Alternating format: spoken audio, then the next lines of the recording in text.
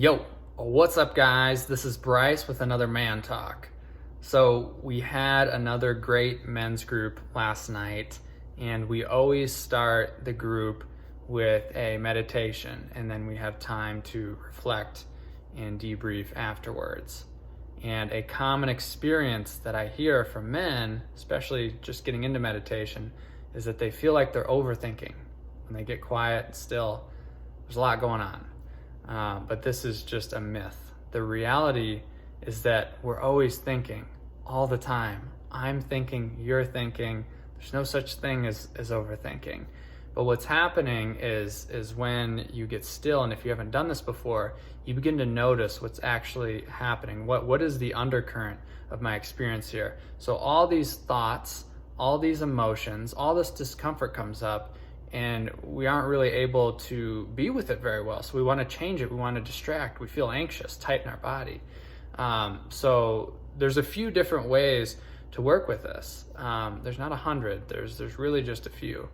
And the first way is that you have to create some type of practice where you're sitting with your experience and growing your capacity to be with these thoughts and to be with these feelings and physical sensations, so that when they come in, not if, but when they come in, you can sit and be and relax into them and let them flow through you, and you begin to have more choice about what's happening there. Because if you've never learned how to do this, it's all reaction. The anxiety comes in, you can't be with it. I need to watch TV, I need to smoke a joint, drink a beer, watch porn, whatever it is. You really don't have a whole lot of choice, and that's why it feels so out of control and like it's over and like imbalanced.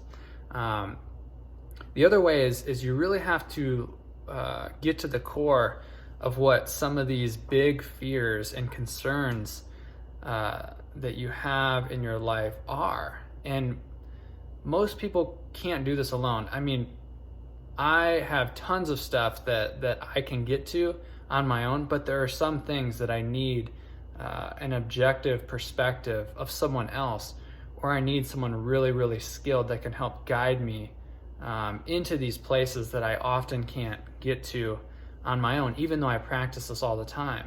So not only do I need to be sitting and practicing on my own, I also need to be reaching out and getting help and guidance and perspective to see some of these blind spots, these things I can't see, or maybe where I'm too uncomfortable to go there, and someone helps me just edge a little bit closer and I have more awareness. And with that awareness comes, like when I have more awareness, I'm able to understand things more, and when I can understand things more, it helps me relax.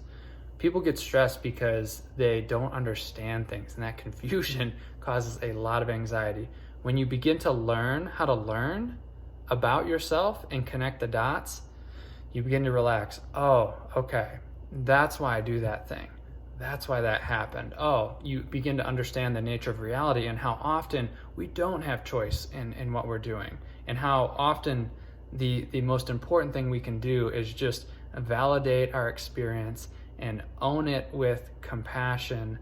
But a lot of men get stuck in the doing. Like, I'm feeling this way, and I know when I go work out, or I know when I go do my distraction, that it goes away, but it doesn't. The undercurrent is still there. So whenever you lay your head down at night, all of that comes back, or you wake up in the middle of the night because your subconscious is so active and so stressed.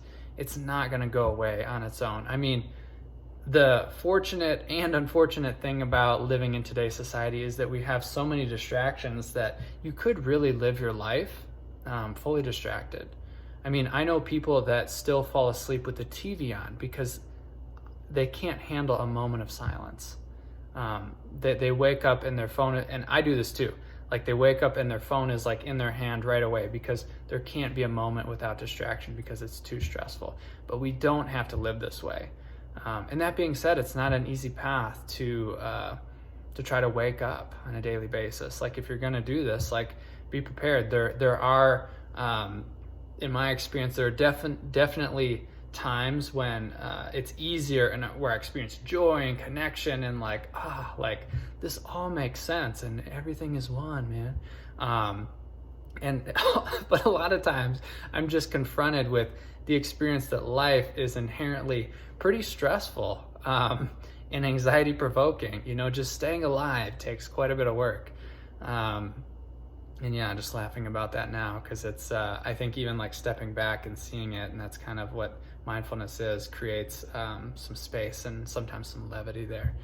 But that's what I got. I mean, those are the two main ways, man. Like one of them you can just start doing today, which is sitting down quietly and noticing what happens and not getting up. And there are apps out there and all kinds of good resources that you don't need a penny to get involved in. And then there's also a lot of great people out there that can help guide you into some of these places and teach you how to do this better and have it feel better so that your life can feel better. Because no matter what happens on the outside, like this is the software that we're working with all the time, no matter where we are.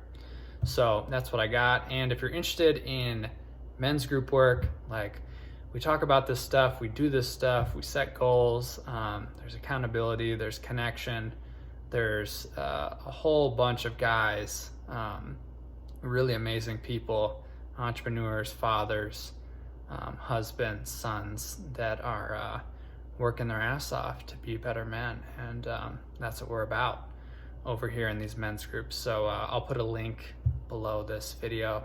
Wow, this is kind of long. And yeah, I hope you have a wonderful day.